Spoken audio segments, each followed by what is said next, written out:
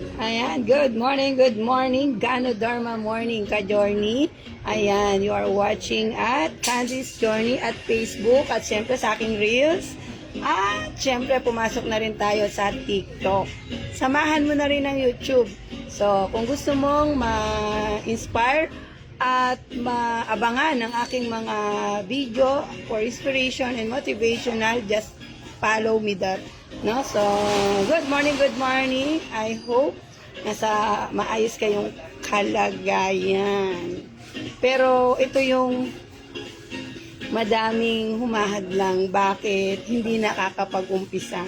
No, maaari palagi kang nanonood sa aking video, no, nai-inspire ka na palagi mo sinasabi na sana katulad ako ni katulad ako ni Madam. Na hindi kasi si Madam magaling na. Takot ka ba? No? Nauunahan ka ba ng takot? Itong video ito ay para sa iyo. No? Alam mo ba, bakit maraming gustong yumaman pero konti lang ang nagiging successful sa networking? Hindi dahil mahirap,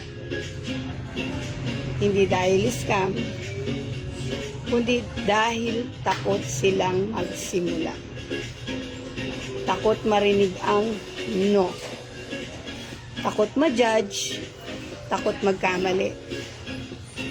Pero isipin mo ito, kung hindi ka magsisimula ngayon, saan ka dadalhin ng takot mo?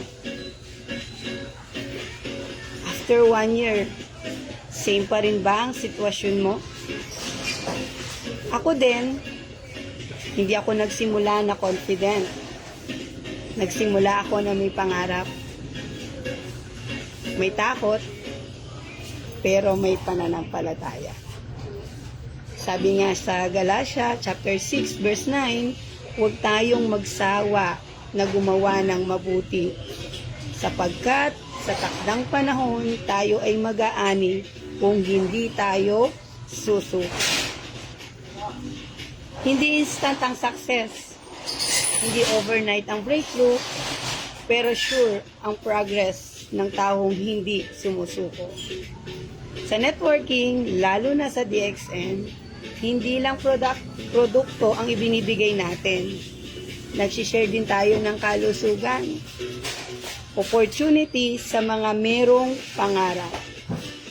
At syempre, sa mga taong nawawalan ng pag-asa.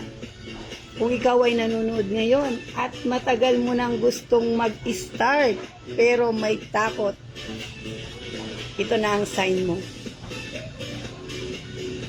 Di mo kailangan maging magaling agad. Kailangan mo lang maging willing. Comment, ready, kung gusto mong matuto. PM mo o kung gusto mong magsimula. Remember, small, smart, big vision, strong faith.